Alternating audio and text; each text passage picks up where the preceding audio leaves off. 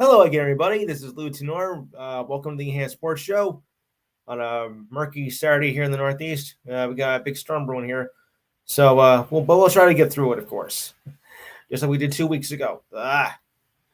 Anyway, of course, the number to call is 512-543-4662. Once again, 512-543-4662, and we'll be here just before 6 o'clock when Rasal McGee takes over his fine show. And a fine show it is. Remember that I welcome all comments here, but those of you who are new to the program, I like to keep this as a family show and an educational show too, as much as possible. So if you come on, tone down the language, please. Okay, and don't forget, you can also join us on YouTube. Just go into YouTube and type in the Enhanced Sports Show, and you'll see this show in its entirety, along with other shows over the past several weeks. All right, we got a lot to cover today, so let's get right to it. I'll bring in my crew here, and away we go. All right. Come in, Steve Davidson. Steve Kent. Diane.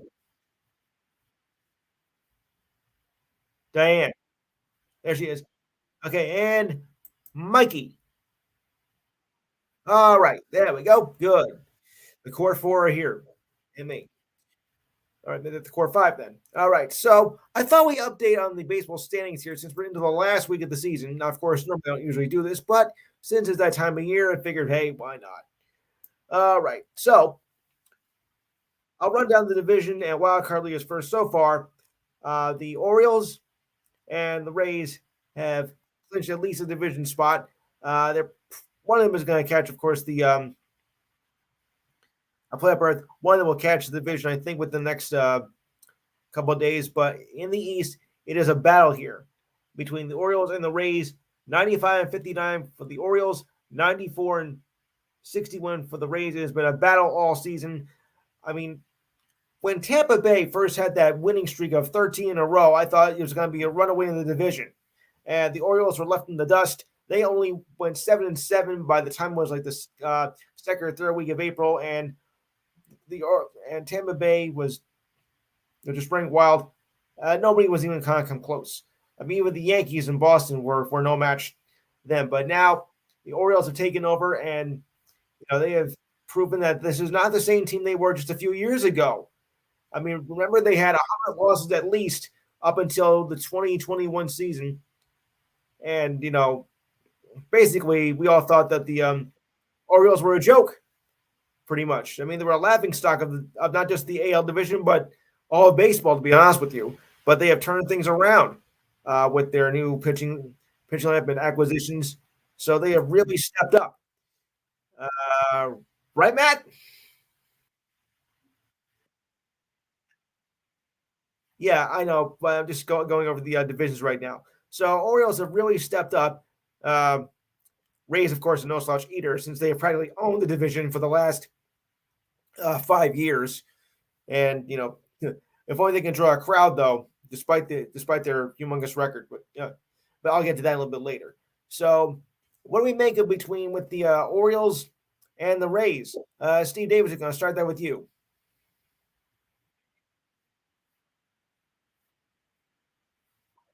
Uh,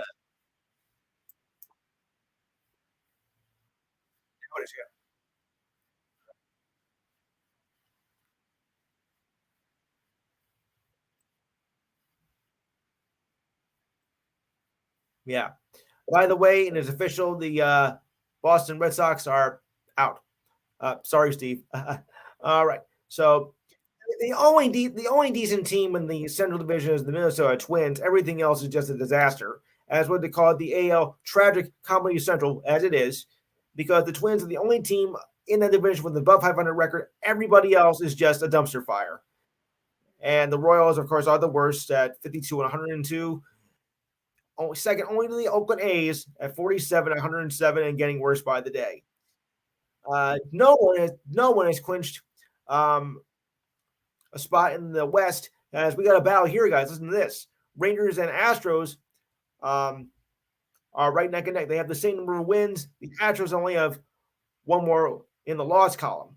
Oh, Steve Kent, your thoughts on the Orioles and Rays?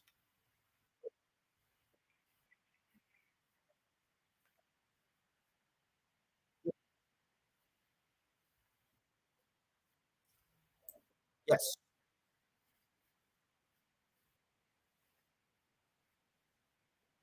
Right.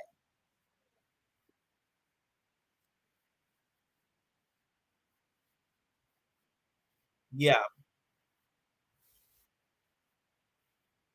Yeah. You got to go with the youth. No. Yes.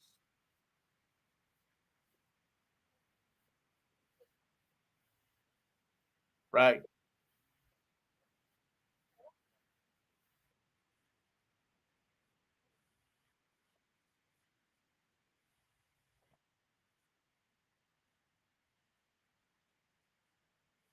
Yes. Yes. I was afraid you'd say that.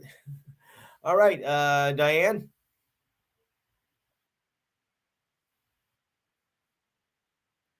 Um, tight race. Tight race. Mike.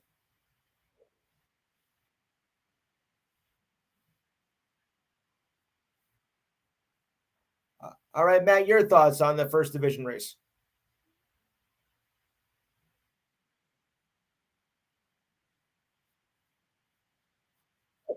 Uh-huh. Yeah. Yeah. And like I said, the Central Division is just anemic, except for the Twins. As a matter of fact, they have not only clinched a berth, they have also, oh yeah, they clinched the division. Yeah, they clinched the division because no one else is going to catch up to them. So forget there's a clear win right there. Yeah, I always go through this every year. What the layers mean here? Z means they clinched a playoff berth. X means they clinch the division, and E means, well, you're out of it. And for some of you, you're out of it from like almost week two. All right. And the West, yeah. All right, who's gonna win this battle between the Rangers and the Astros here? I mean, this is way too tight, and with only 8 9 games to play, uh, this is gonna be a tough one. All right, Steve Davidson, who's got between the Rangers and Astros? All right, Steve Kent.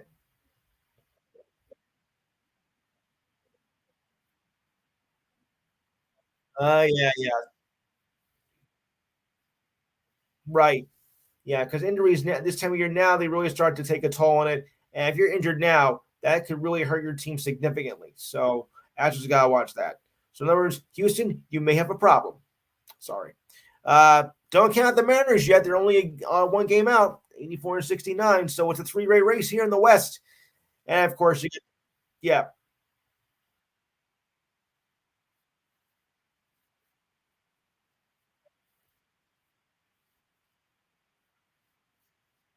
yeah,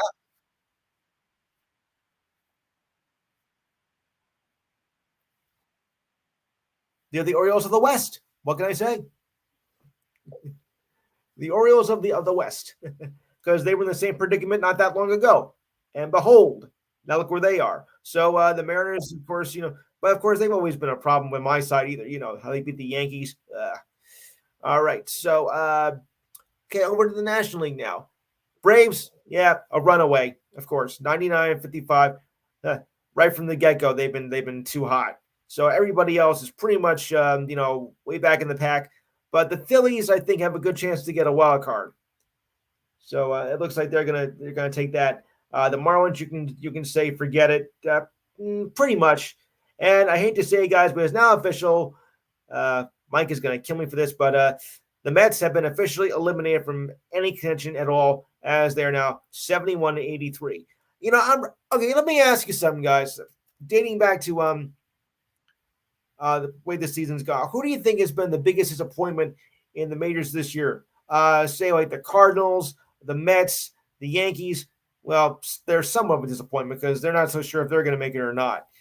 You know, possibly the Rockies, the Padres, or the Steelers, the Pirates, rather, um, who were good in the beginning of the year when they just fell off like a rock.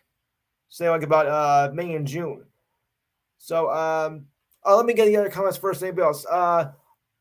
Mike, any comments on what I just mentioned about the NL Central, NL East rather?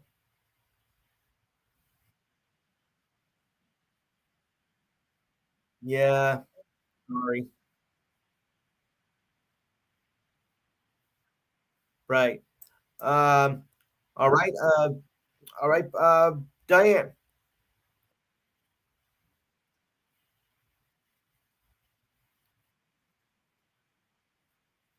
All right. Matt. Who's been the biggest disappointment?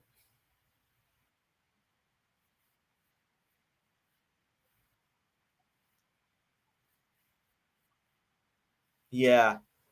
Alex has just joined us. Alex, who do you think has been the biggest disappointment in the majors this year?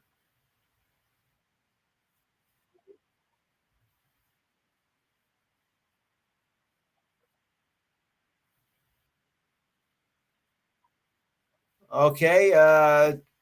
C. Davidson.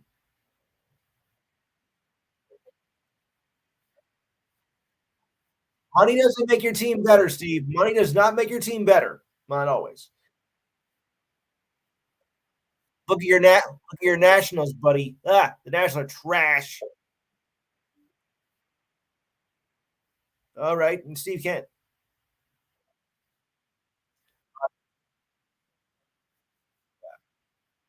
They're all wrong. Yeah. Yuck.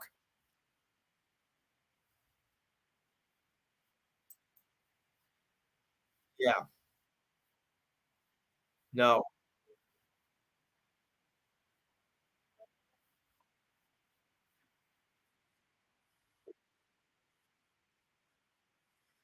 All right. right? I would have to say the Mets because last year they had 102 wins and made the playoffs for the first time in quite a while. And to see them go, 31 games below last year's pace, I mean, just a major disappointment. I wasn't expecting this at all. I mean, most people I think agree that the Mets were going to be contention for another year. But then again, the trades at the trade deadline, I think, really hurt them a lot. I mean, you had two powerhouses that were going to, I think, maybe try to lift this team up, but instead they fell right back down, and it didn't help them as much. The Yankees, yeah, I'd say they're a disappointment. Considering from last year, they just don't seem to have it. Ever since Judge was injured, they have not been the same team, and they're paying for it now. And I think Boone is going to be gone by next week. There is a slight chance that they could make the postseason if you look at I know people are thinking I'm crazy right now. They still have a winning record. They are forget the division. They're not going to win that. That's a given. In the wild card, yeah, go ahead, laugh all you want. But they're only 7 games out of a wild card spot, and they do have a doubleheader, I think, tomorrow because they're not playing today for obvious reasons. They have not been officially eliminated yet. So if they can try to get past maybe the Mariners or the Astros, they might be able to sneak it in. I'm saying it's a long shot, but it can still happen. You can talk crazy all you want, but I'm still having hope here. And Phillies are next in line to get the wild card spot. I think they should make it, and the D-backs. Cubs might have a chance, but I'm still thinking. Yeah, I'm thinking Phillies, and I think the Cubs are gonna pull ahead of the Diamondbacks and take that spot.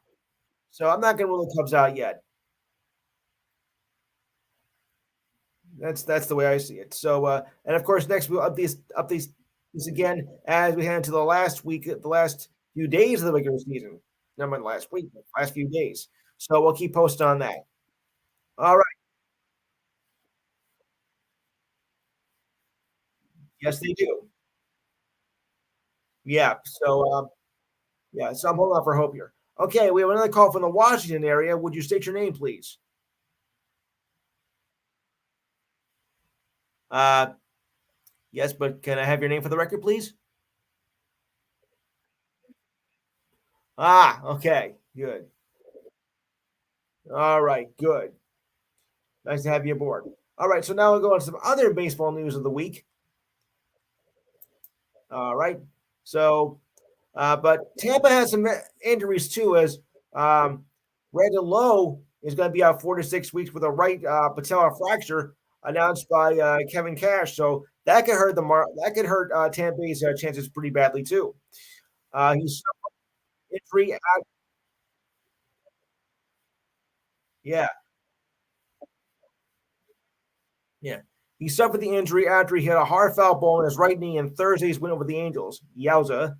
Lowe was out of last night's lineup as they lost to the Goofy Blue Jays. The Rays might also be without right fielder Randy Ozarena, who was removed from last night's game in the fourth with groin soreness in the fourth inning, but it's only day to day. Center fielder Jose Siri has missed his 10th straight game with a broken right hand, and Luke Riley, fielder, was placed on a 10-danger list with a cervical strain. So, guys, I mean, yeah, the Rays are right up there, but I think the injuries might hurt them in the end. So, what do we make of this? Despite the fact the Rays are doing well in the standings, could be trouble ahead. Steve Kent, I'll start that with you.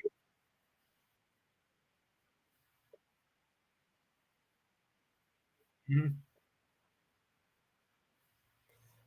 Even despite okay, Steve Davidson,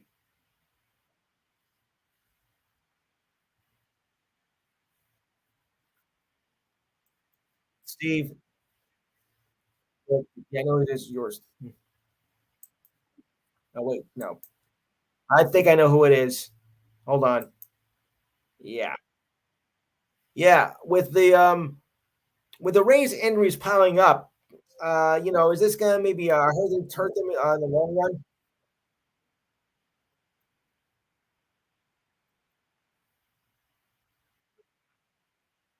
Yeah, yeah. Ronnie, is everything okay over there?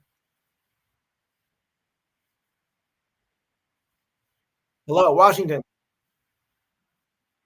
Yeah, I hear something. I hear something on your end. Is everything okay over there? Yeah, yeah. I'll bring you back in a minute. All right. So, anyone else have any thoughts on the Rays injuries?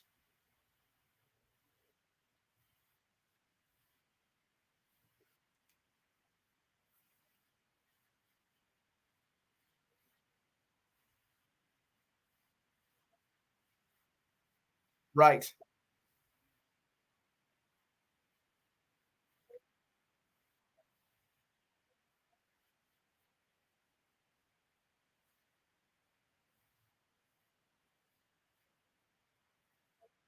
Yes.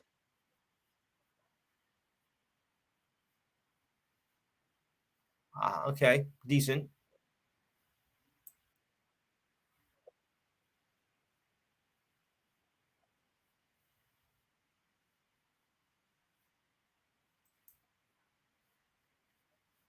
Right.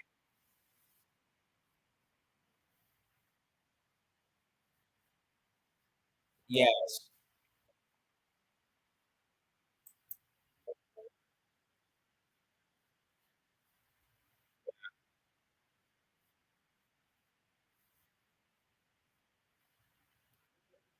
Go on. No, no, I don't. I don't see it either. Anyone else have any thoughts?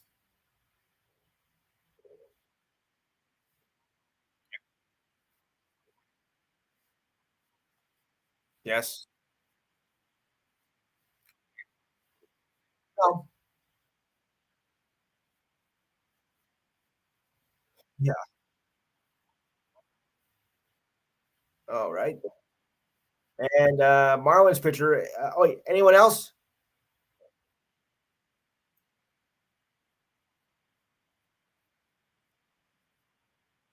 Yeah. Well, that's two different divisions, though. But I get your point. All right. Anyone else? All right. I'll move on. Okay. So continuing on with more baseball news. Marlins pitcher Sandy Alcantara felt forearm tightness after his rehab started in Jacksonville on Thursday. The Marlins announced it last night. They have a slim chance of making the wild card, but I doubt it.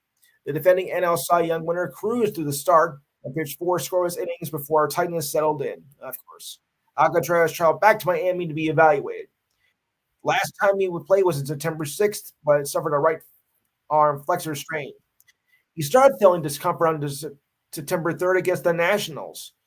The right-hander was working on his way back in hopes of rejoining the Marlins as they're in a tight race in the wild card entry last night. They were a half game behind the Cubs. So we got another problem here.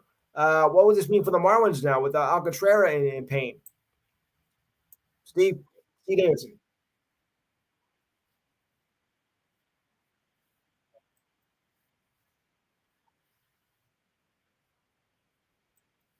Yeah.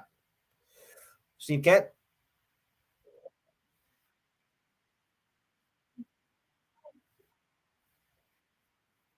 Yeah, when you lose your case, it's a problem.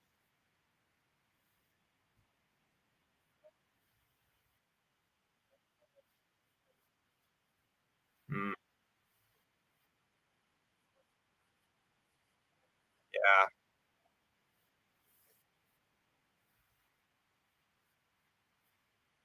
Ooh, that word, fatal. Wow, that's not good. Uh, Matt. All right. Alex.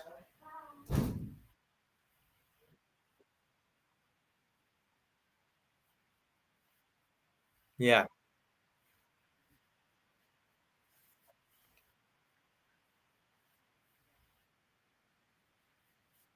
Yeah. Okay. Hey, Matt, are you still there?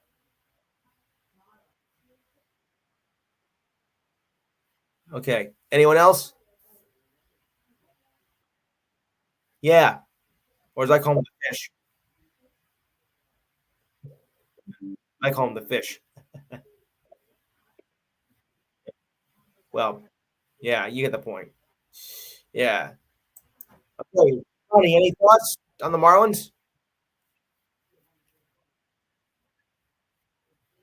I'll bring him back. Okay, so I'll go on. All right. And the Twins had clinched the NL Central with an 8-6 win of the Angels last night, the only decent team in that division, which is horrible. This is the third AL Central title in the last 5 years, also having won division titles in 2019 and 2020. Overall, the Twins have won 9 Central titles and 13 division titles. They won 4 AL West titles before the league decided to go into this three-divisional ridiculous system, which I still don't like. Alex Kilroth homered and drove in 3 runs as the Twins held up the Angels for the win. We still have a lot of work to do, said manager Rocco Baldini, but we had fun. Now it's time for us to get back to work. By the way, before I go on with that, I want to congratulate Rocco Baldini and his wife, as his wife gave birth to twins this past week. So he's a proud papa, and he has one other child as well. That could be a feel good story of the week right there. So congratulations, Rocco and the missus. Okay, continuing on, Pablo Lopez, who was 11-8, pitched 6 innings, gave up 3 runs on 5 hits, struck out 7. Juan Duran gave up a run in the ninth, but got the last out to preserve the win and his 27th save of the year. After the Twins gave up a 3-0 lead, Kilrump's 10-home run snapped the 3-3 tie in the sixth. The Twins won for the sixth time in 8 games. Kilrup became the 12th Twins player to hit double-digit home runs in a season, which sets a new franchise record. But the postseason, now keep this in mind, they don't do very well in the postseason, as they have lost 18 postseason series, mostly due to my Yankees, thank you very much, and not won a postseason since 2004. Now that's a drought if I ever heard one. Not winning a playoff series now in the last 19 seasons. Wow. And being at the Twins and being the Twins were the only decent team in the division, I mean, that doesn't help me very much. I mean, do the Twins have any hope at all of even getting past the first round, or is it going to be another quick exit here? Steve Davis, I'll start that with you. Okay, I'll put that's a yes. Uh, all right, Steve Davidson. I'm Steve Kent. There we go.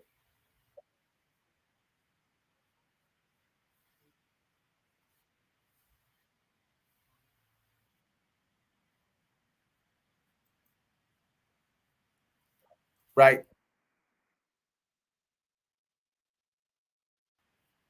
Yes. No.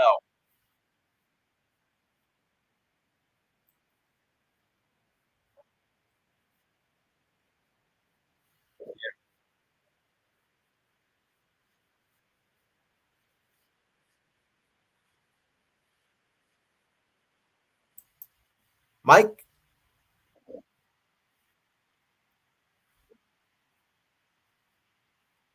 Well, we know that, but how far do you think they'll go?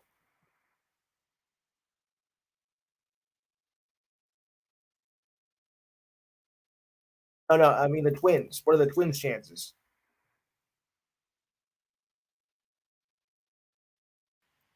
They need Diane. Okay. Uh-oh. All right. Matt.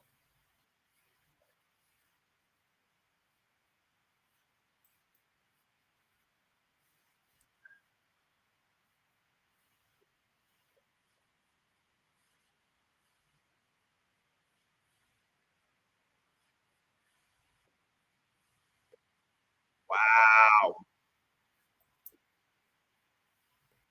You heard it here first, folks. Okay. Oh, wow. Okay. Anyone else?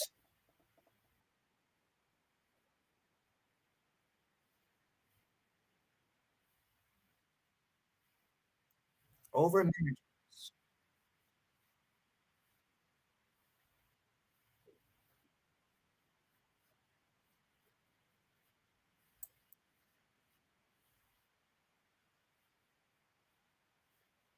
Okay. All right. Anyone else? All right. Then I'll move on. All right. Ronnie, are you still there? Hmm. Big Daddy, are you still there? All right.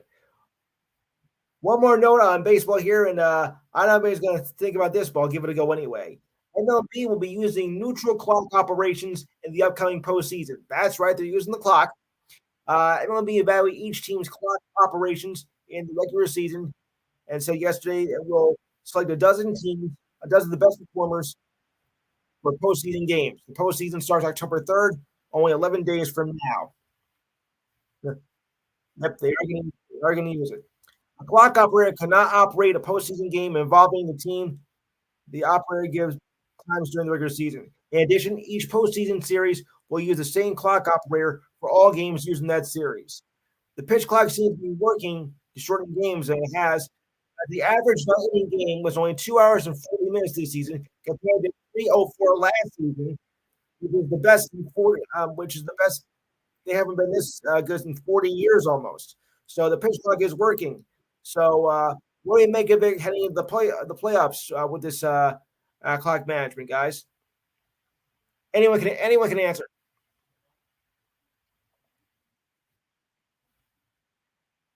Yeah,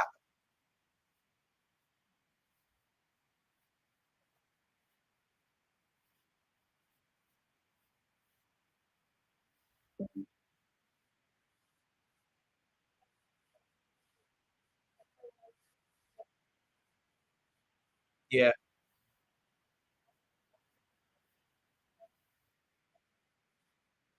yeah,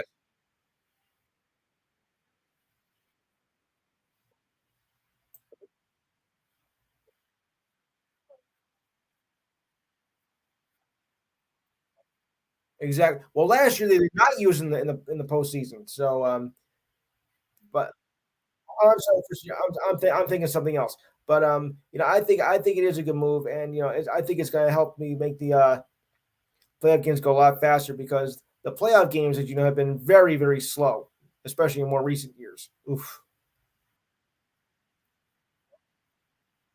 Right. My mistake. Yeah. Well, they were saying they weren't going to use it to begin with in the postseason, but I think they changed their minds based on the success that it has shown this season.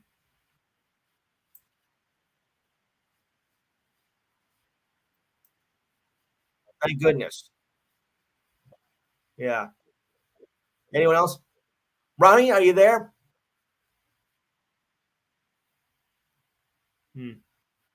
All right. So I'll move on. We'll take care of some NFL news here, and then we'll do our picks a little bit later on. I can't believe the Twins clinched the division. And the Brewers last night, yeah, easily victory, 16-1, beating up on the Bruins. Easy game right there. And by the way, Anthony Rendon, he's out for the season. He became injured, but he's been out for a month anyway. Uh, he's been diagnosed with a fractured tibia and it didn't have much of a season. So it was wise thing to have Rendon placed out for the rest of the year. All right. Now, here's a big surprise for you football fans. If you're actually a fan of, say, Joe Burrow, I actually don't know how many fans are there of Joe Burrow around here, but I'm going to give it a shot. He might be able to play in one next game after all. He is listed as questionable for the game. And it goes like this. Zach Taylor still comes down to a game time decision as he continues to rehab from a calf injury that limited his practice time last week. We'll have to see what happens. Right now, it's just day to day. Burrow threw his receivers in the red zone during today's practice, and that was open. He wore a compression sleeve on his right leg, practicing some activity for his second straight day. He was limited to practice yesterday after missing the entire practice session on Thursday. If Burrow was unable to go, then Jake Browning might get his first career start. Browning has been on the Bengals practice squad since 2021 and won the backup role in training camp this year. He played at Washington from 2015 to 2018 He only threw one NFL pass, which was an incompletion in Week 1 in a loss to the Browns. So, what do you make of this Browning? I mean, Burrow maybe playing on Monday's game. Steve, I'll play that with you. Well, I know who it is, so I just muted him. No, I think they're trying to crash the party. So, Steve, your thoughts on Burrow possibly playing Monday night?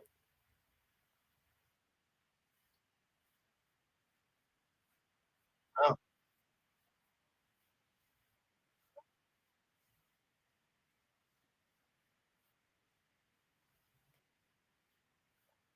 yeah, right. Steve Kent.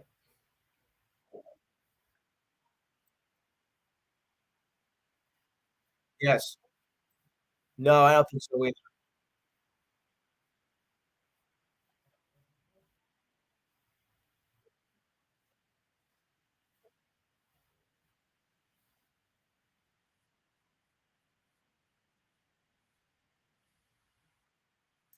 Yeah. If you can't give a definitive answer, I think we got the question. You know, if nobody can give a definitive answer as to why, I think it's safe to say it's probably not a good idea.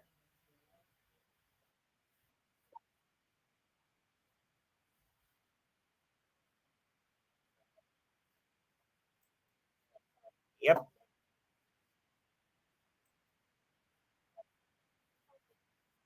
Right.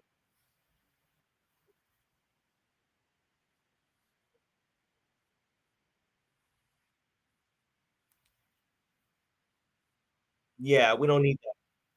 See, that's why the Aaron Rodgers won't. I don't think he'll come back this season either because if he did that, we'll have the same problem. At his age, he doesn't have much time left as an NFL quarterback. So I'll have to put it that way. Anyone else? Oh, remember, guys, keep your comments down to 5 minutes.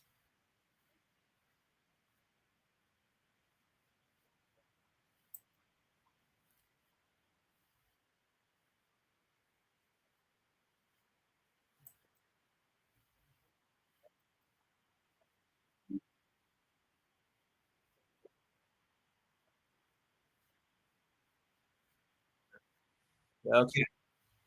Anybody else? Matt? All right. Washington. Any thoughts?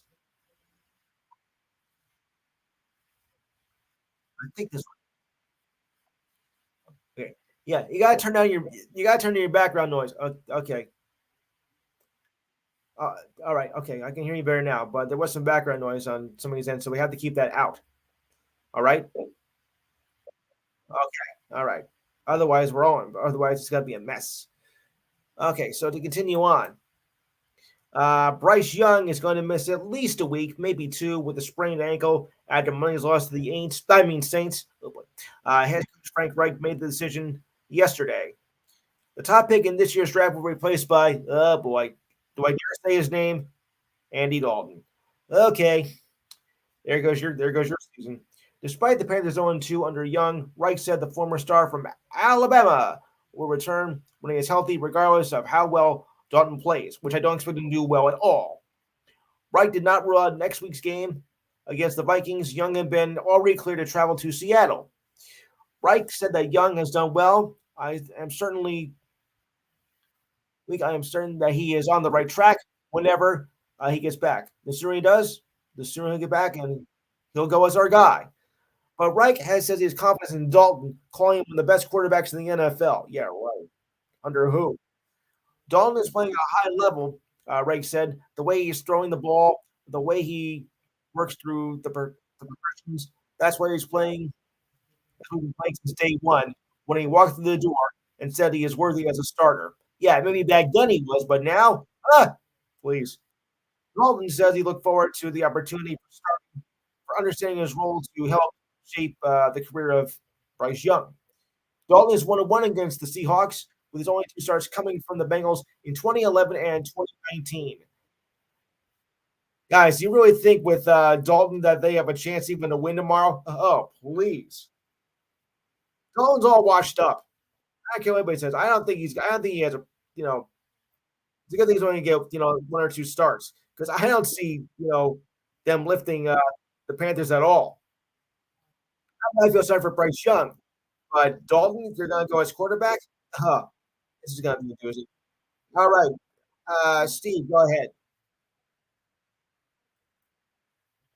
Go ahead, Steve.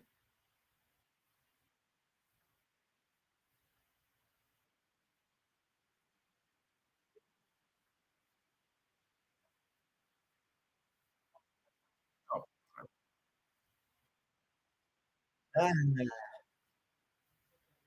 okay. All right, Matt.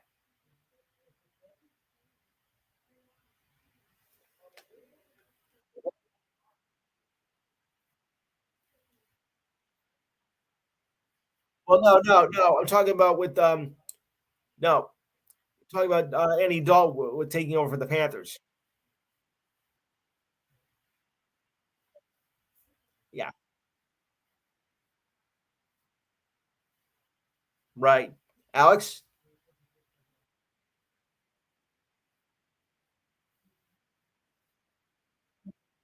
I hate that. Okay, Mike. No, Panthers. Carolina Panthers.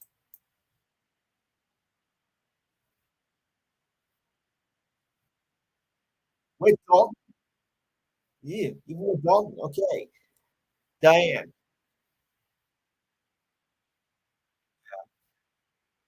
They got cash. Mhm. Yeah. Thoughts on Dalton?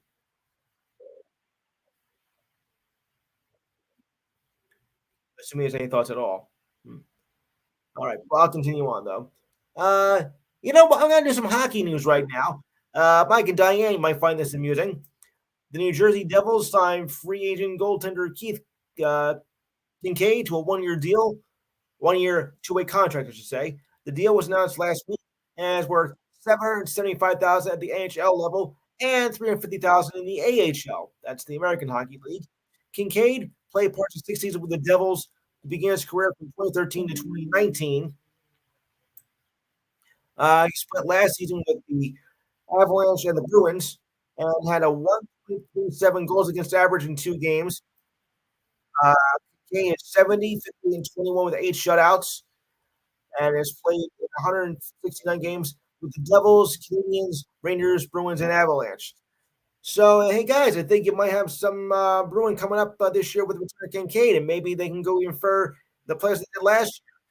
Since we have a few Devils first, and our number one Devils fan here, Diane, I think you're happy about this, aren't you? I knew you would. Yes, I'm sure. Mikey?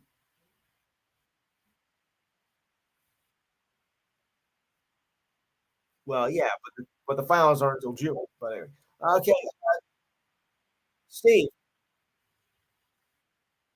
Well, Alex, rather, your thoughts on Kincaid returning to the Devils?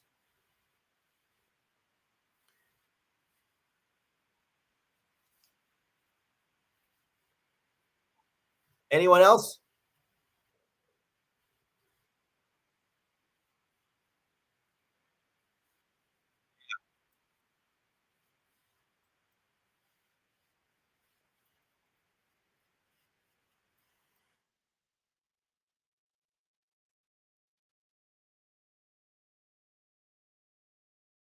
Yeah. Okay. Now here's another thing. Atlanta wants to try again to try another shot at hockey. To a professional hockey team. But you know what? You already failed twice. You failed with the Flames, who left in 1980, who went to Calgary, and then you tried again with the as the Thrashers, only to leave, only become the second coming of the Winnipeg Jets. Yuck. So my question is, what makes you think a third time is going to actually make it better? I mean, I just think they're just wasting time. Look, Atlanta has as a decent football team, sort of. The Hawks are decent. The Braves rule Atlanta. Um, The Atlanta Dream is doing well in WNBA, and the Atlanta United in MLS soccer has been surprising. But for some reason, uh, Hockey Atlanta has not done well. Now I know it's not really a place where it's known for cold weather and snow, but hey, Los Angeles, Florida. So what do we make of this? Is Atlanta just wasting your time trying to get a team that is just going to bomb out? Is Atlanta wasting your time trying to get another hockey team, guys? Because someone here is trying to ruin the show. So, all right, Alex, uh, is Atlanta making a big mistake? Atlanta trying another shot at becoming a hockey team. Yeah.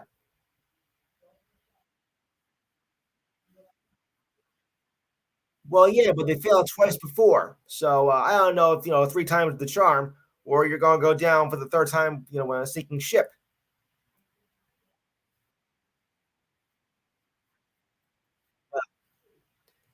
Uh, Mike, trying to get another hockey team, but I don't think it's going to be a good idea. I don't think so either. Diane, Steve,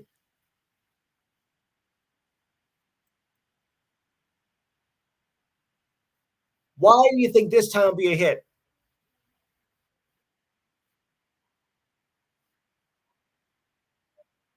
So why? Okay, but why did they fail?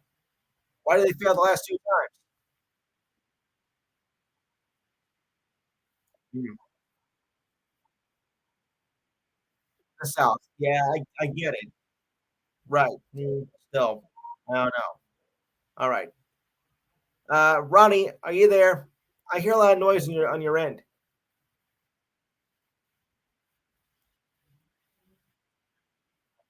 Yeah. Okay. Okay. He left. He left. All right. Yeah. Okay. And we had our first preseason game of the year last night as the Coyotes beat the Kings 5-3. Now here's the interesting thing, guys. Now the game was played in Melbourne, Australia, as part of the global series between the Kings and the Coyotes. There were reports and photos on social media of the state's ice surface being a wreck with puddles, runts, and uneven colorings of the pan lines. Runts. We're describing a dog now? Okay. Yesterday, both teams were scheduled to hold an open practice. The Kings practice went on schedule, but the Coyotes were told to cancel theirs. The NHL would ask for comment and did not reply. It's early in well, actually they did. It said it's early spring in Australia, which is true. And the game time temperature was 61 degrees. After a scoreless first period, the Coyotes and Kings scored 7 goals before the Coyotes scored an empty net in the final minute of regulation. A second game is scheduled for later on tonight or tomorrow morning in Australian time at the Rod Laver Arena. I thought he was a tennis player. The area holds about 15,000 seats, and sell-outs were expected for both games. The arena is most famous for holding one of the four Grand Slam tennis events, namely the Australian Open in January, which is also held, which is where it's summer down under. While over here in this part of the world, it's freezing. So off to a pretty good start, but tough break on the ice, guys. Don't you think? Well, that's what happens when you have different seasons, in different parts of the world, and obviously the ice could be a problem. But I don't think it's going to be too much more of a problem with this. I mean, it's only one more game, and it's not going to be much of a problem as the season goes on. I like the idea of these global games and stuff, but you got to work on those conditions. If you want to be able to play a decent game. So you got to work at least to fix it. And a high scoring game as well. So that's pretty good there. All right. The Golden Knights went from a winning Stanley Cup team this summer to now heading back to the ice to get ready for the season. A short off season is good to have, but still an issue. That's part of the teams why some teams have trouble getting back to back in championships, said General Manager Kelly McCrimmon said on Thursday as the Knights began training camp. There's a lot of energy and excitement building up right now. I always felt if you play until the end, and win, you don't mind the short summer. If you lose in the final, then the summer, okay. That means it seems short. The Knights defeated the Florida Panthers in 5 games to win the Stanley Cup and hope to repeat as champions. The Lightning were the last team to repeat as champions 2 years ago, just as the Pens did back in 2017, and the only teams to do this in the salary cap era. The Knights opened camp with nearly the same roster from the team who won the Cup back in June, with the exception of Riley Smith, who was traded to the Pens in free agency. Okay, this could be a problem here already. The Knights did not add any new players until they signed forward Max Comtos on September 12th. But Comtos, who played on the Ducks for part of 5 seasons, who was signed a training camp on the 12th, but was not given a roster spot. Most of the Knights' off-season attention was to give a lock on goaltender Adin Hill and forward Ivan Barashev. So what do you make of maybe the Knights' chances of actually repeating this year? Seems kind of tough, don't you think? This is a free answer.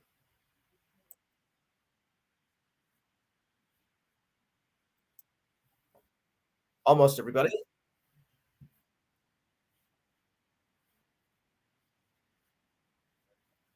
All right. Anyone else? One at a time. One at a time, please. I think Steven. I think Alex answered first. Okay. Yeah. Yeah. Anyone else?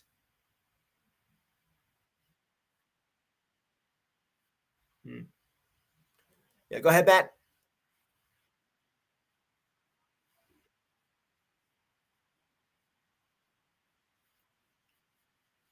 Yeah. Okay. Anyone else?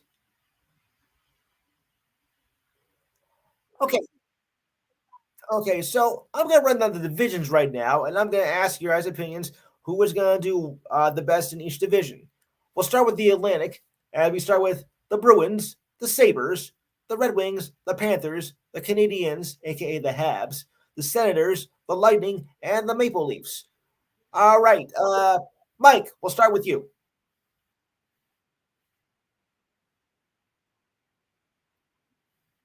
Diane, Matt.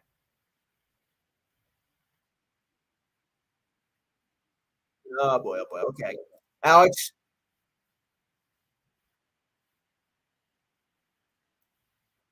Funny, Steve, Alan. We're talking some hockey here. We're going by divisions. Oh wait, he's. I know. I think he's gonna take. So in the Atlantic Division, uh, who do you like? I'll read the team. I'll read the names off the teams again. Yeah, we'll read the team names again. Okay, in the Atlantic Division, the Bruins, the Sabres, the Red Wings, the Panthers, the Habs, the Senators, the Lightning, and the Leafs. Who do you think is tops in that division? Oh, I'm shocked. I thought you were going to go with Tampa or Florida. I'm going to go. You know what? Something says to me, I think it's going to be the Bruins. I think they're going to rebound from last year's collapse, and that must be his kids. Okay. Metropolitan Division, the Hurricanes, the Blue Jackets. Oh no, the Devils, the Islanders, the Rangers, the Flyers, the Pens, and the Capitals. Okay, once again, Mike, tops in the Metro. Surprise, surprise. Diane, Alex,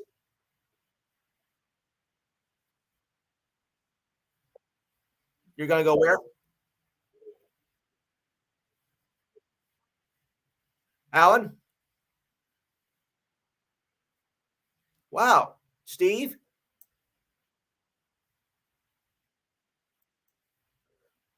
Okay. Wow. Matt,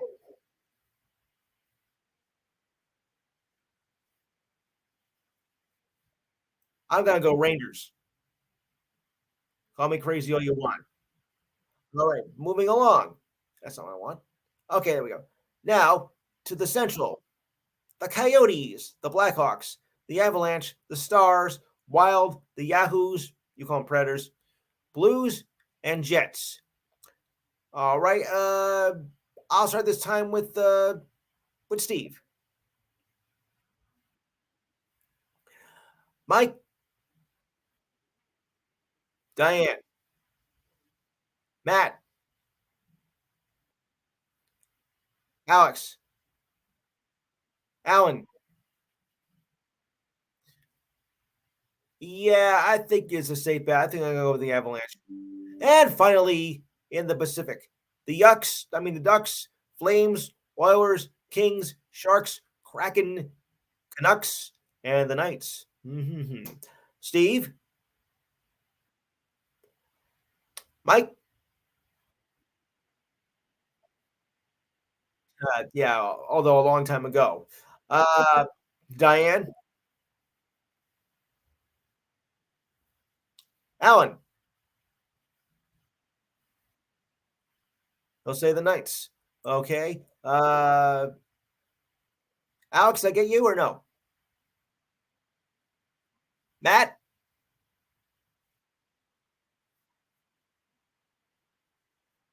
you can say that again.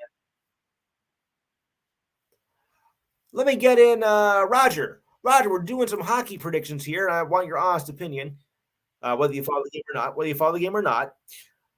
In the Okay, I'll run down the in the Atlantic Division: Bruins, Sabres, Red Wings, Panthers, Canadians, Senators, Lightning, or Leafs. All right. No, that's in the Metropolitan. I meant the Atlantic.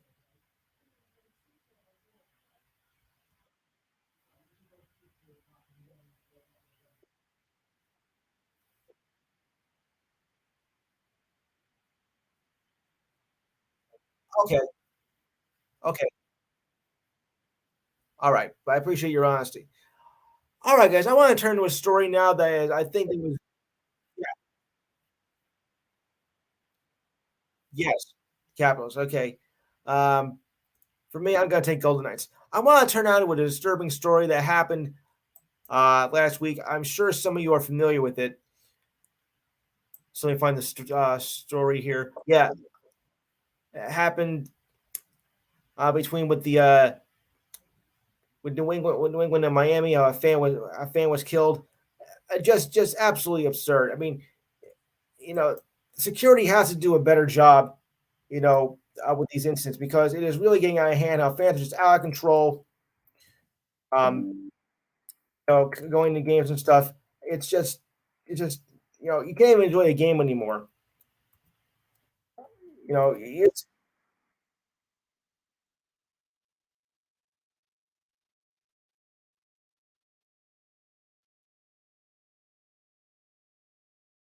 yeah.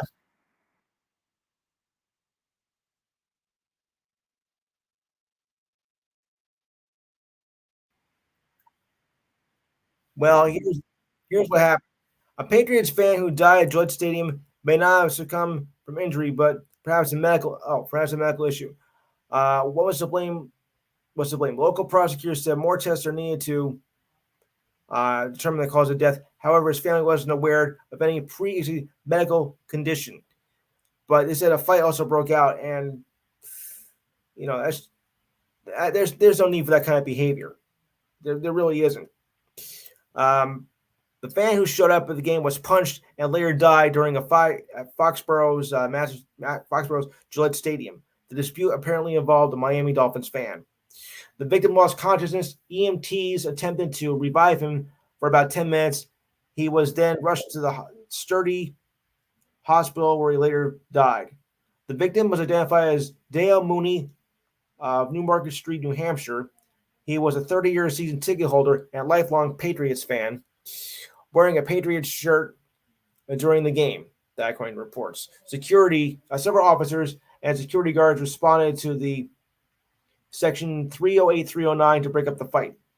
The dispute started about 11 p.m., which was during the game, during the fourth quarter, according to Providence, Rhode Island Providence, Rhode Island TV station WJAR. I've heard of that station before. An investigation into the death was launched by Massachusetts State Police and the Norfolk County District Attorney's Office, but no charges were filed as of Tuesday morning, although they should. Police are investigating the facts and circumstances of the man's death, including the sequence of events prior to the medical incident. David Percipio was from Massachusetts said state police told the Foxborough Reporter. An autopsy was performed on the victim earlier Tuesday. Results were not immediately released. Lisa Mooney, the victim's wife, told Boston TV station WZVB, I think that's Channel 7 out there, that other attendees were provoking her husband. He went into the game with three friends. The dispute turned into a fight when the man allegedly punched Mooney in the head 3 times. 3 times? For what? It did kill him. What in the world is with you people? No, no, they can't. But someone should be there to help.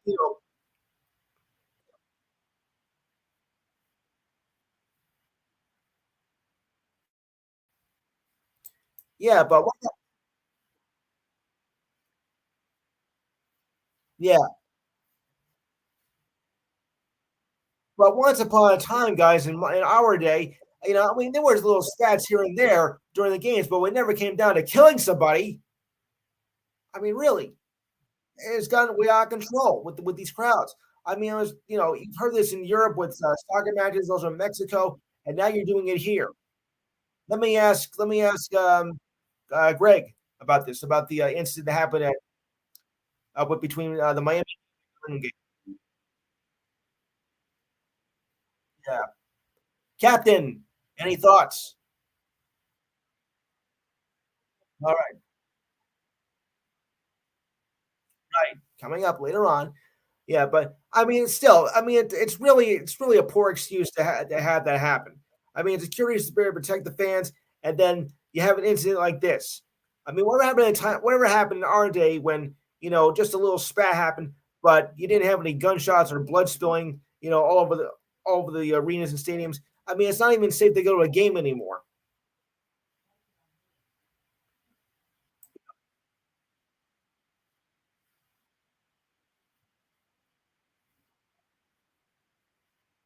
Yeah,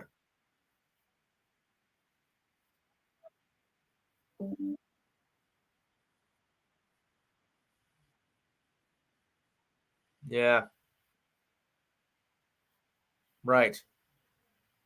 Yeah, but it didn't have to happen, right? It didn't have to happen. That's what I'm saying. All right, so I'm gonna go now to our. I found this interesting. Um, the NFL nominations for the Hall of Fame are out. 173 modern players. I have the list here. Now, obviously, I can't go through all of them, so I'm gonna go down uh, several categories. Now, listen to this: we have 10 quarterbacks up for nominations, 33 running backs, 23 wide receivers, 3 tight ends, 25 offensive linemen, 20 defensive linemen, 25 linebackers. Oh, wow. 17 defensive backs, 15 punters, kickers, two special teams. Oh boy.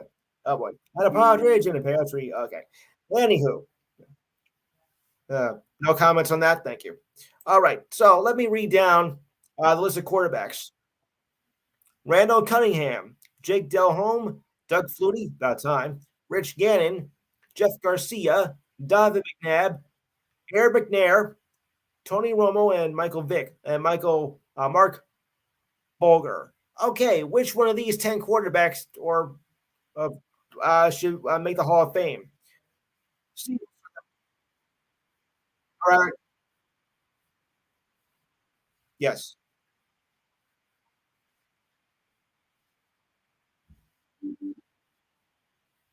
All right. Steve?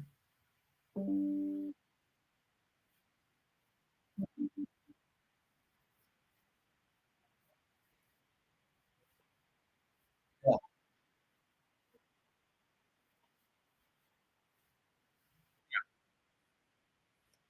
Okay.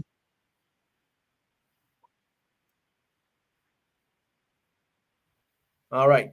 Mike, Roger. All right. Think I still have it. Okay. For quarterbacks, Mark Bulger, Randall Cunningham, Jake Delhomme, Doug Flutie, Rich Gannon, long overdue, Jeff Garcia, Dominic Dab, Steve Air McNair, Tony Romo, Michael Vick.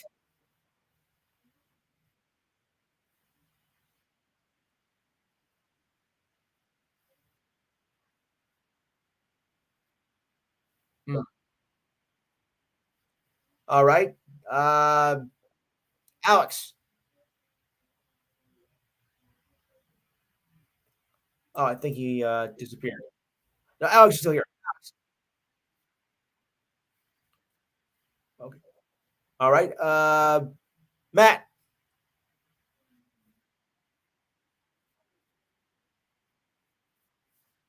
Yeah. Yeah. Okay. Diane. Yeah. Mike.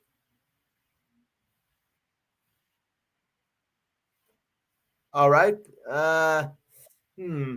Tough one here, but I think I'm gonna go. I think for quarterbacks, I'm gonna go with Rich Gannon. Don't call me. Yeah. Good quarterback. Great quarterback. All right. That's true. Yeah. Eagles. Even though I'm not an Eagle fan, but still.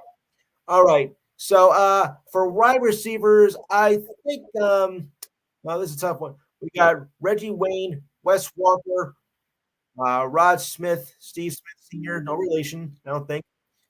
Um, Jordy Nelson, Chad Johnson. Ooh, Chad Johnson. Oh, good man for the Jets.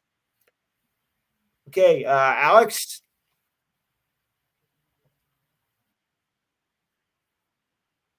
Right. Wide receivers who can get in.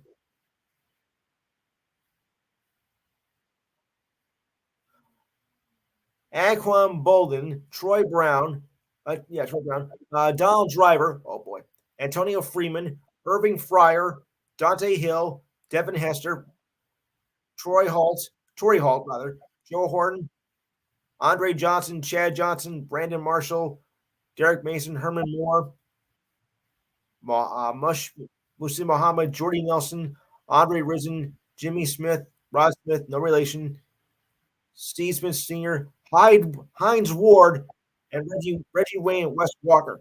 Wow, what a list. Yeah.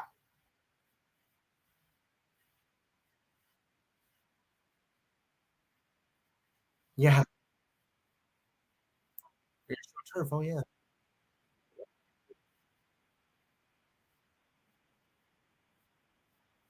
Yeah. Yeah. Steve?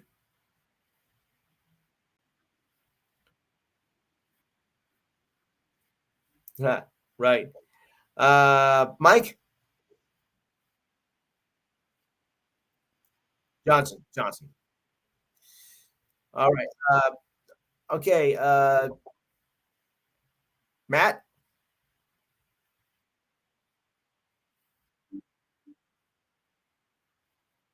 Yeah. Diane? Okay. Uh, Cap?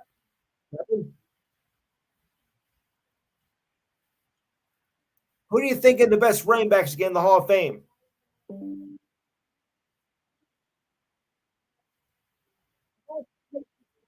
I'm sorry, wide receiver. I'm sorry, wide receiver. Wide receiver. Who do you think is the best?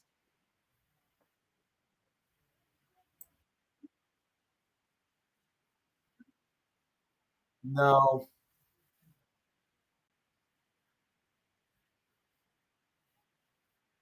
Yeah. I'm sorry. I'm goofed up. It was wide receivers. That's what I was going.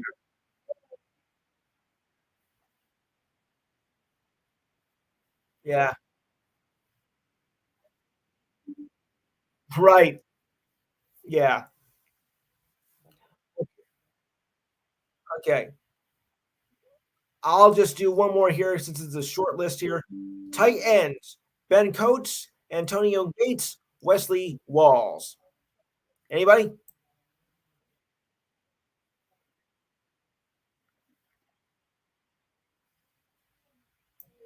Anybody else? I'm going with Antonio Gates.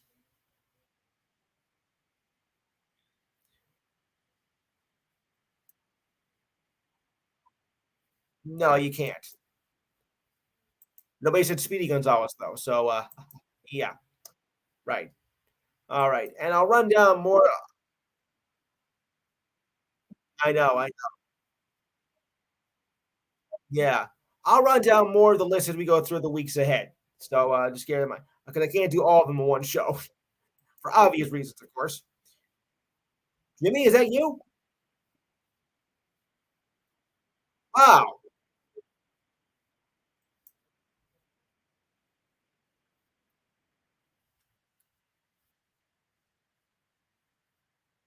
Oh wow. Okay, so you're just in time for our football for our football predictions. So here we go.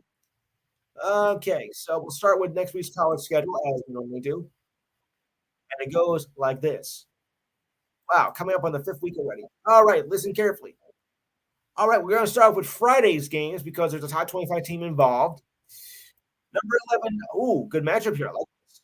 Number 11, Utah versus number 14, Oregon State. Steve, uh, Mike, Matt, Matt. Okay, Diane. Uh, Captain, Jimmy, Roger. Utah it is. All right. For Saturday, okay, starting with USC, Colorado. Good game here. Steve, Mike. All right. Diane, Matt,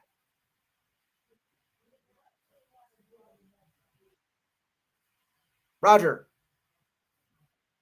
Captain, Jimmy. I'm going to go USC, but it should be a good game nonetheless. All right. Okay. Number 7, Penn State versus Northwestern. Oh, this should be a breeze. Steve, Mike, Diane, Roger, Alex,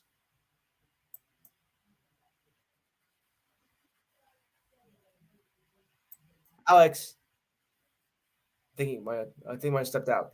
Okay. Roger.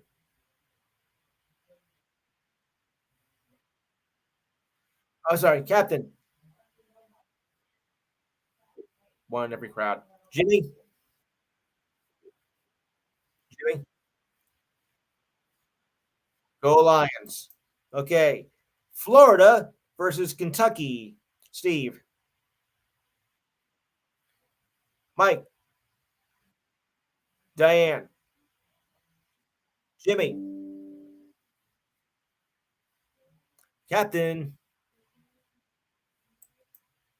Roger. I'm gonna go with Florida. All right. Okay. Roger. Okay. Okay. Moving down the line. Remember, I can't do everything here. I can't do all the games. That would take forever. Number one. This should be. This is a good rivalry game though. Number one, Georgia versus Auburn. Steve,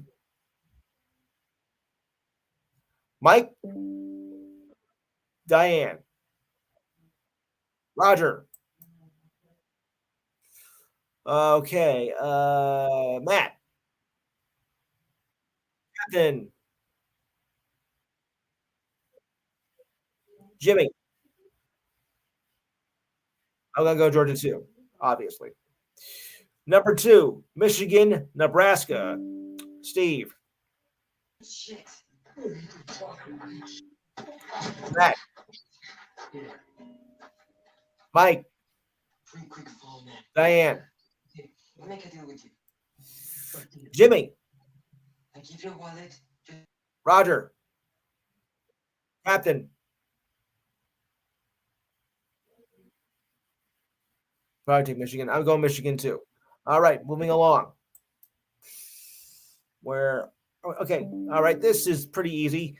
Texas against Kansas. Steve. Mike. Diane. Roger. Matt. Captain. And Jimmy.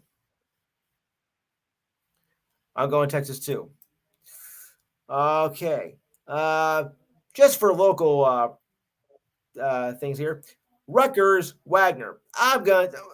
All right. Who thinks that Rutgers is going to win? Just say aye. Okay. Rutgers it is. New York. Okay. Ooh, good matchup here, guys. Listen to this one. Number 12, LSU versus number 15, Ole Miss. Okay. Steve. All right. Mike. Diane. Roger. Um, Jimmy. Captain. All right. Did I get everybody on that one? Okay. LSU it is for me. All right. Oregon, Stanford. Steve. Mike. Diane. Roger. Jimmy. Captain.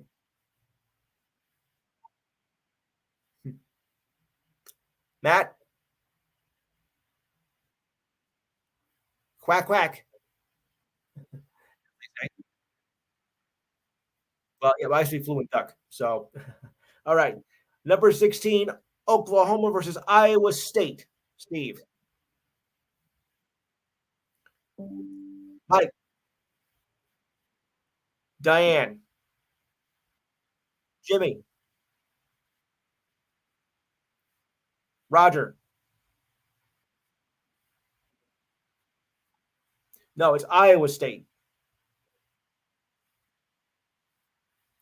Captain. Jimmy. Oh, Oklahoma. That's how I'm gonna do it. I do the I do the I do the monologues, guys. Remember? Okay. Okay. Oh, this is sort of an interesting match here. Don't knock this one, guys. Number 9, Notre Dame against number 18, Duke. Steve. Ooh. All right. Mike. Diane. Okay. Roger. Jimmy. Captain. New Gabriel, of course. I got you. Did I matter or no?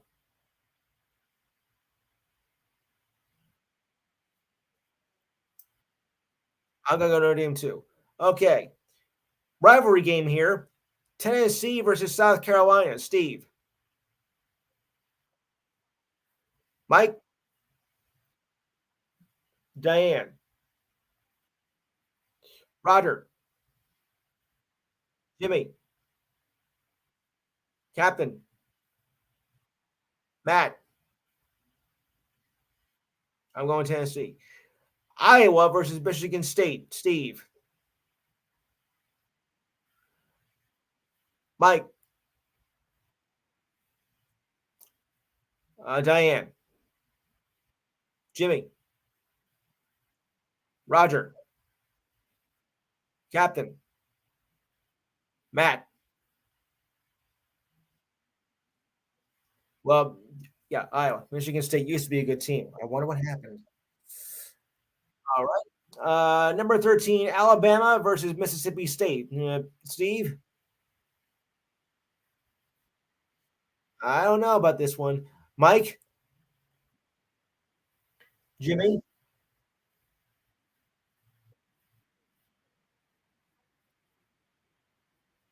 Diane, Captain, Roger, Matt. I'm going to go Mississippi State. I'll go the upset here. And finally, Washington versus Arizona. Steve, Mike, Diane, Jimmy,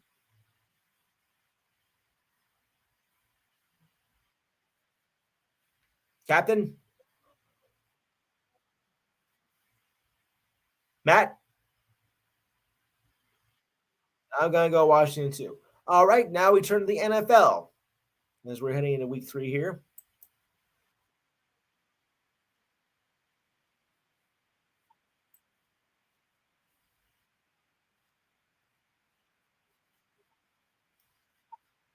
Okay, thanks, Cap. All right. All right. Okay, so now we'll go on with our NFL picks, starting with Titans versus the Browns. Steve, Mike, Diane. Okay. Uh, Matt,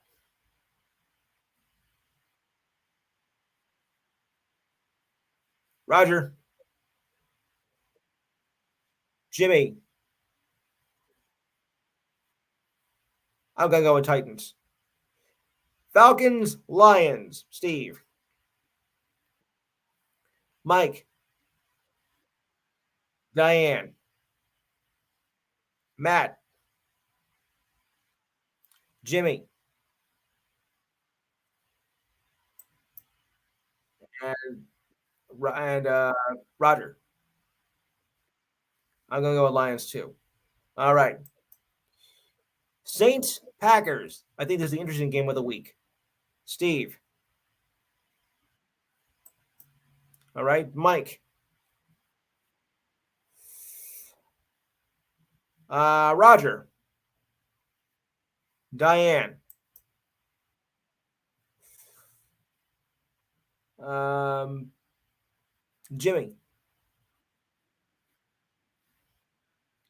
I'll go with the Packers too. I said it was an interesting game, didn't I? Yeah. All right. Uh, Broncos, Dolphins. Steve. Mike. Diane. Matt. Roger. Jimmy. I wonder what he meant by that. Okay. All right. Chargers versus the Vikings. Steve. Mike. Diane. Jimmy. Roger. And Matt. I'm taking I'm taking Vikings. Okay. Patriots, Jets. Steve. Mm-hmm. Mike, Diane. Roger. Thank you. Jimmy.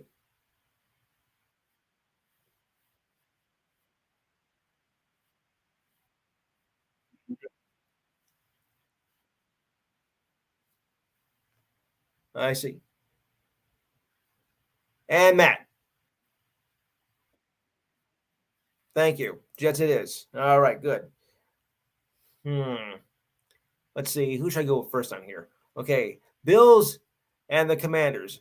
All right, Diane, go ahead. Steve, Mike, Roger, Jimmy, Matt. I'm going with the Bills too. Texans, Jaguars. Oh boy. Steve, Mike, Diane, Roger, Jimmy. Okay. Did I miss anybody? Okay. Sorry. All right. Colts, Ravens. All right. Matt, I'll start with you.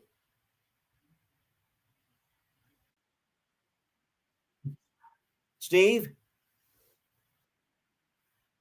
Mike, Mike, Diane, Roger, Jimmy, Alex. Okay. I'm taking Ravens too. Panthers versus Seahawks. Steve, Mike, Diane, Jimmy, Roger, uh, Matt,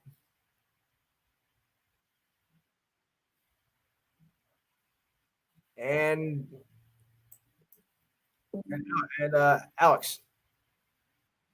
Seahawks. Yeah, I'm gonna go with Seahawks, unfortunately. All right. Bears, Chiefs. No, this should be so easy. Steve,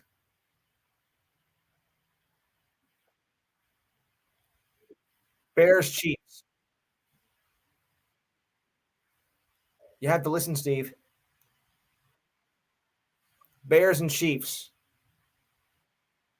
I thought you'd say that. Mike, Diane, Matt,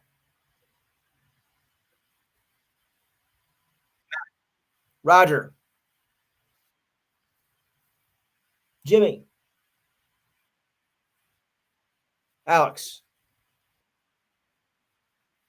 Chiefs it is. Yes, yes, yes, of course.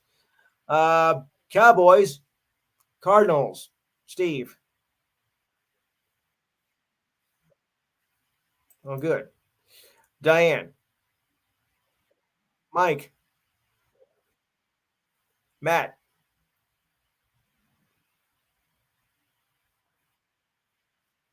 Roger,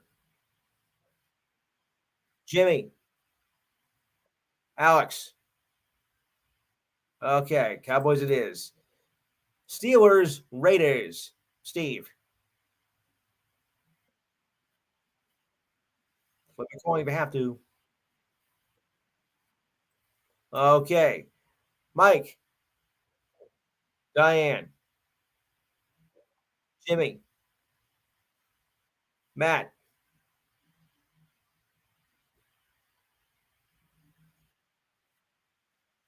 Roger, Alex. I'm going to go Raiders. I got you, right, Jimmy? Okay, I'm going to. Monday night, we have two games, as it's now going to be two games the rest of the way, as ABC will have all Monday night games this season, thank goodness. So we got two games here. First, the Eagles versus the Bucks. Jimmy, I'll start that with you. Yeah, I knew that. Steve, Mike, Diane, Roger, and Alex. Jimmy, was I being too obvious with you? Okay, okay. Rams, Bengals. Steve,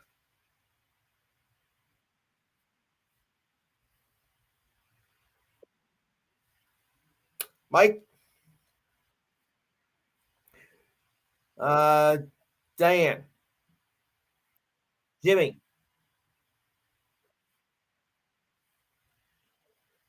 Roger, Alex. Mm-hmm. And Matt, what did you say? I'm gonna go with the Rams. I don't think with Burrow healthy, I don't think they're gonna do much. And we'll do Thursday night's game, which is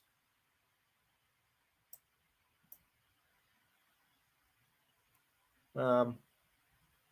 Oh wait a second. Let me back that up a bit. Week. Okay, we gotta go to week four. Week four. Okay, week four. We got. Ooh, I like this one. Sort of. It's a divisional matchup. The Lions versus the Packers. Steve, Mike, Diane, Jimmy, Matt, Alex, and Rogers. Roger. I'm going with the Packers too, and I'm not lying about that. Oh dear. Okay. Oh, remember, guys, I did the jokes, and remember, they're ab lib too. Oh boy, the things, the things I do on this show. Okay, so now move on to the rest of the week's news here. As I mentioned, Vegas Golden Knights. Yeah, I think they're gonna repeat, but we'll just see what happens here. Right now, oh, Oregon is destroying Colorado. You don't even want to look at the score of the game. Believe me, you don't. 35. Unless my score is delayed. I didn't expect this at all. Yeah, yeah. Speaking of back to hockey, Montreal defenseman Chris Weidman will be out for the foreseeable future with a back injury. Sorry to say, Weidman is entering his seventh season with the league, and after recording 6 assists last season in 46 games. In his first season, he had 4 goals and 23 assists in 64 games. Weidman made his NHL debut in the 2015-26 season with the Senators and has um, 20 goals and 58 assists in his career. Weidman has also spent time with the Oilers and Panthers, as well as the Senators and Habs, and the Senators have just been sold. About time. Yeah. Sharks captain Logan Courtier is week to week with a lower body injury that he suffered in off-season training. The Sharks said on Thursday actually. The Sharks have been training camp on Thursday and opened their season October 12th against the defending champion Golden Knights. Courtier is expected to be the Sharks' second line center heading into his 15th season, all with the Sharks. He has 323 goals, 377 assists in his career, which is 927 games. Courtier was selected the first round, ninth overall by the Sharks in the 2007 draft. That's a tough break, though. Okay, Chris Middleton had heard comments from the Greek Freak for the past few weeks, but unlike the rest of the NBA universe that was caught off guard by Giannis's open acknowledgement of the uncertainty of his future, Middleton says it was an extension of those other things the Greek Freak said. I think it's business as usual. Either way, Middleton said in a phone interview, it does not affect me personally. I don't think it affects us as a team either. His comments have been a caper of a hectic summer for Middleton and the Bucks, who were the league's championship contenders over the last 5 years. But after a stunning first-round loss to the Heat, the Bucks wanted to fire head coach Mike Budenholzer, as I say, Bulldozer, and hired former Raptors assistant Adrian Griffin to replace him and re-sign Middleton and Brook Lopez, both unrestricted in free agency. Any thoughts on what Middleton said about the Greek Freak? Hmm, yeah.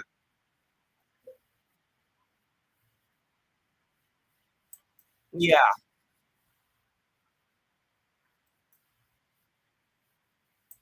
right.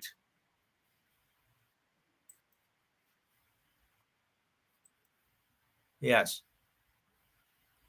Uh, it's okay. Gotta get this back up here. All right, so just give me a second, guys, so I can get this back up to where my place should be. Okay, there we go. Onward we go. Yeah. Okay, so I guess no thoughts on the Greek Freak. Yeah, he just shoots his mouth open anyway. All right, so moving on. The Colts will be without Anthony Richardson, their quarterback, after sustaining a concussion in week 2, said by head coach Shane Stenson. Backup quarterback Garner Minshew will be the starter for Sunday against the Ravens, and Sam Ellinger will serve as the backup. Okay. Richardson did not practice this week after he reported concussion symptoms in the second quarter in last Sunday's win over Texas. It is believed that Richardson sustained the injury in the first quarter on a 15-yard touchdown run, where he hit his head after being tackled as he crossed the goal line. A source told ESPN that Richardson is hopeful to play in Week 4 against the Rams, assuming he passes concussion protocol. Mm-hmm. Both Richardson and the Colts have been cautious about his return. Richardson, who was fourth in this year's draft, already has had a few health issues, bruising his left knee in the opening game versus the Jaguars and missed the last few plays of the game. Minshew started 2 games for the Eagles last season when Stenson was the Eagles' offensive coordinator. I'm sure Jimmy's familiar with that, right? Right, Jimmy? He went back. He went back to the Miami game, I think. Oh, no, he didn't. Okay. So the Eagles were 0-2 in those games as Minshew completed 58% of his attempts, throwing for 629 yards on 42 of 72 yards passing with 3 touchdowns and 3 interceptions. The Colts will also be without Brian Kelly, who's staying concussion against the Texans as well. Boy, the injury hitting team here. Guy feels sorry now.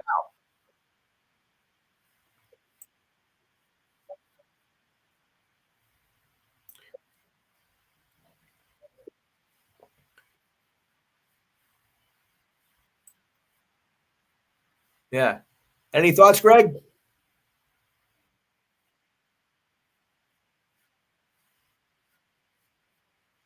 Yeah. And the Ryder Cup is next week, so I want a full report on that, man.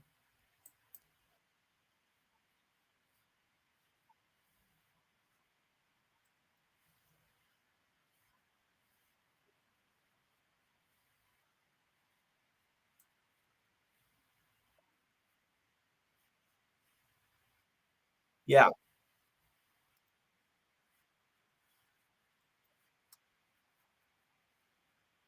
Yeah.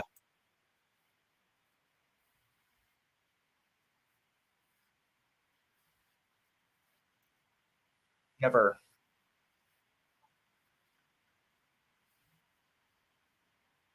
Yeah.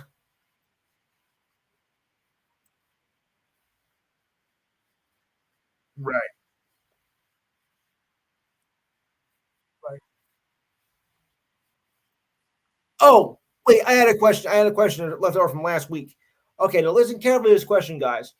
During football season, this applies to football season, which day do you think consumes the most number of alcoholic beverages? College football Saturday or NFL Sunday? There is no right or wrong answer here, guys. So just give me your honest opinion. That's all. Anybody can answer here. Oh, hmm. I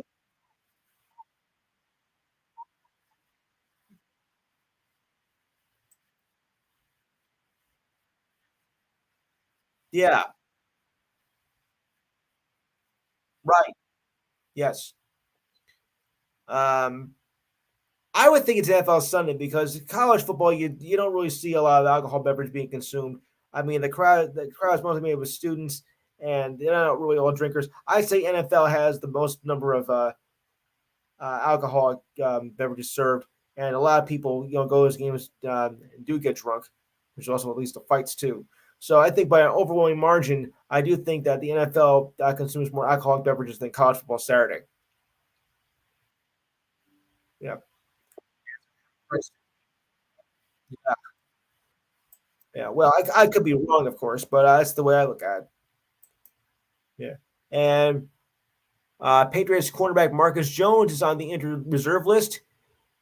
He injured his shoulder in last Sunday's win over the Dolphins. He attempted to tackle receiver Jalen Whittle in the second quarter. Jones tore his lab, according to a source. A timetable is yet to be determined for his return, said Coach Bill Belichick. Players ending up on the injured list must sit out at least 4 games. Belichick made it sound like it's going to be longer than that. Asked if Jones was on the season-ending list, Belichick said yesterday he is on injury reserve for now, and he'll be out for a while. That's all he said. Last season, in his first year, Jones finished with 12.5 punt yard return average and was second in total yards with 1,007. He was seventh in kickoff return average of 23.9 yards. On defense, he played 33% of the snaps as a reserve and totaled 35 tackles. He contributed on offense as well as playing in 18 snaps, totaling 4 catches for 78 yards and 1 touchdown. In his absence, the Patriots will go out rookie Demario Douglas, a.k.a. Pop, a 6th-round pick out of Liberty, that's in Texas, as a primary punt returner. All right. Yeah. I want to turn to some WNBA for a minute because we're in the playoffs now. Liberty, they had an easy time in this first round of a highly anticipated matchup between the Mystics and delivered an instant classic as the Liberty came back to defeat the Mystics in a 2-0 sweep in overtime, 90-85. I like these results so far. With the victory, the Liberty won their first playoff series in 8 years and advanced in the semifinals that season. After assembling a super team in the offseason, acquiring Brianna Stewart, Jaquel Jones, Courtney Vandersloot, the Liberty now advanced to the semifinal round, which begins tomorrow. Next up will be the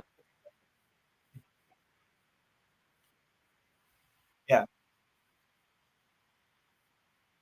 Yes. Next up for them is the Connecticut Sun. What do you like of that series, Jimmy, between New York and the Sun?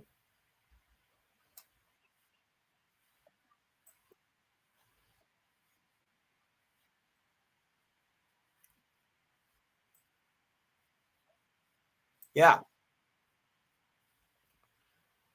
Anyone else have any thoughts? I'm more of a fan of Sabrina myself, but yeah, yeah, I'll go Liberty too. Um, Next up is the King Sun versus the Minnesota Lynx. Then that's already been taken care of. Washington, a dark horse top contender heading into the season after bringing back multiple players for a 2019 champion team bowed out after limping through an injury hit summer. The Mystics were well within reach of a game 3 winner to take on match in DC behind guard Natasha Cloud, who had 30 points, 9 assists, and 6 rebounds. The Liberty grabbed 2 offensive rebounds that led to a game-tying free throws from Jones with 11.3 seconds left. The Mystics had one final shot to win regulation, but the ball was thrown away and sent the game into overtime. After a rough shooting night in Game 1, Jones was strong with 27 points and a perfect 6 for 6 from the line. She was not alone in the victory as Jones scored 19 points, 14 rebounds. Vandersloot had 10 of Liberty's 21 rebounds and timely 3 throws near the end of overtime. I like it. So let's go to that WNBA right now while we still have some time here. Right. So everybody thinks the Liberty is going to beat the Sun. And remember, guys, this is a best of 5 series now, not 3. Not best of 3, it's a best of 5. So let's keep that in mind. And I say the Liberty in 4. In the other series, we have the Dallas Wings and the Vegas Aces. I'm afraid of this. I think the Aces are going to sweep them 3 games. Vegas is just too good. And they have been all year. Anybody agree with me? Yeah, I'm afraid so.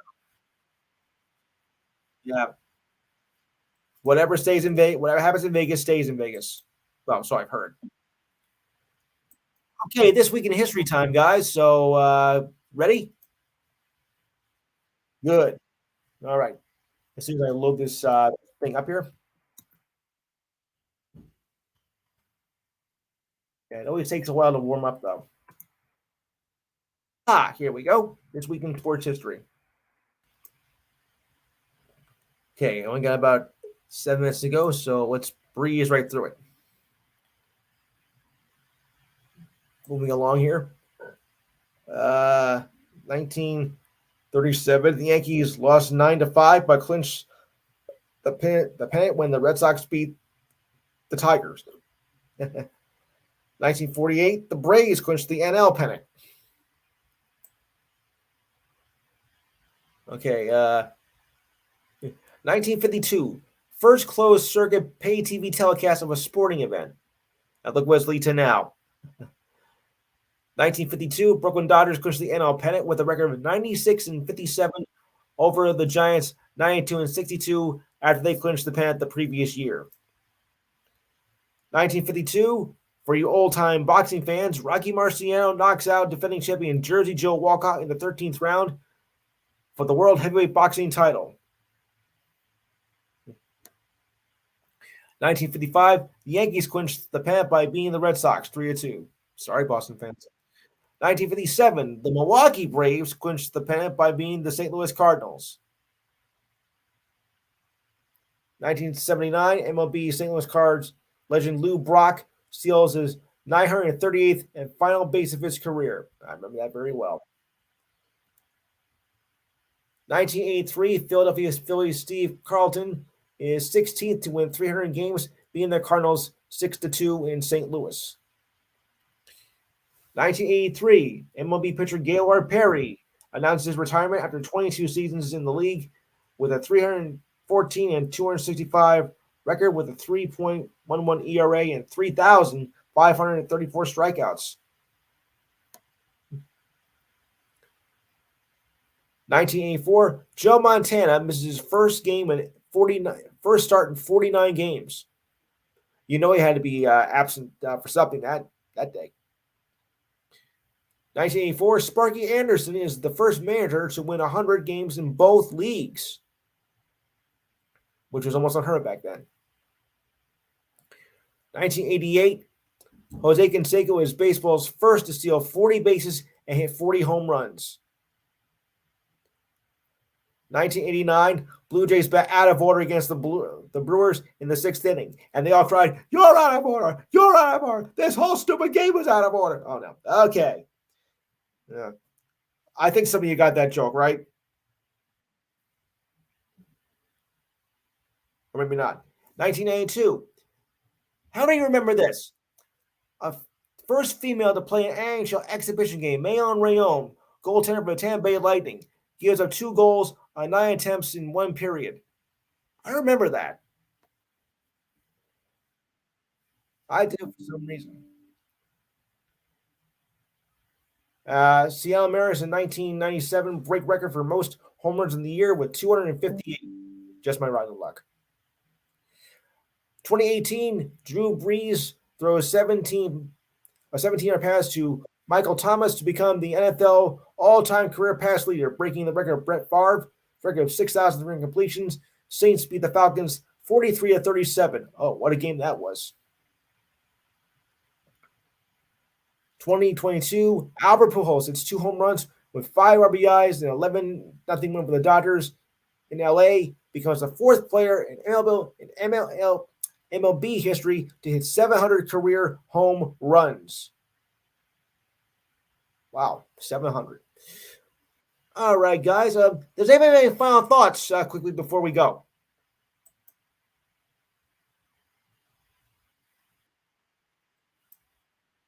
Yeah.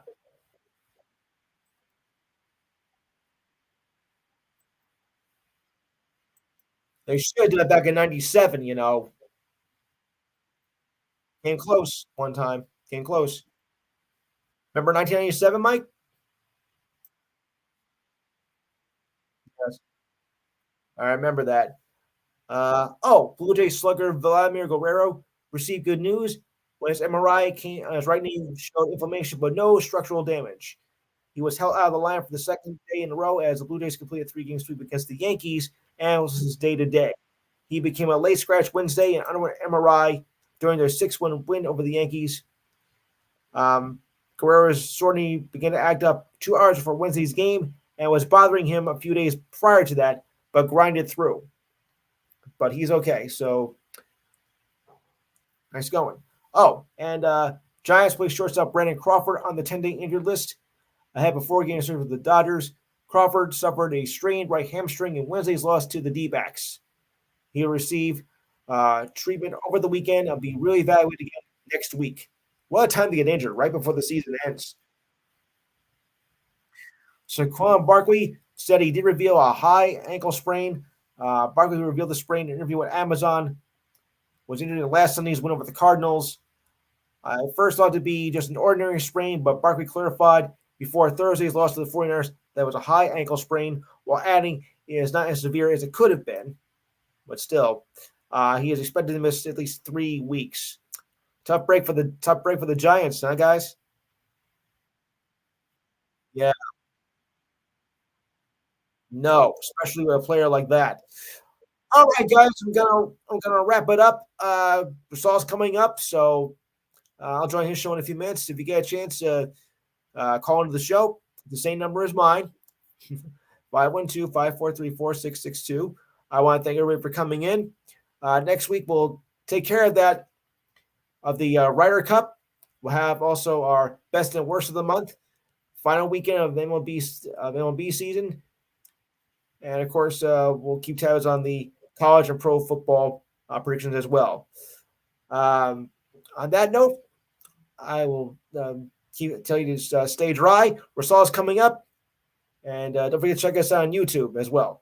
On that note, I will bid you adieu and have a good week. Okay, Rasul, take it away. As soon as I clear out.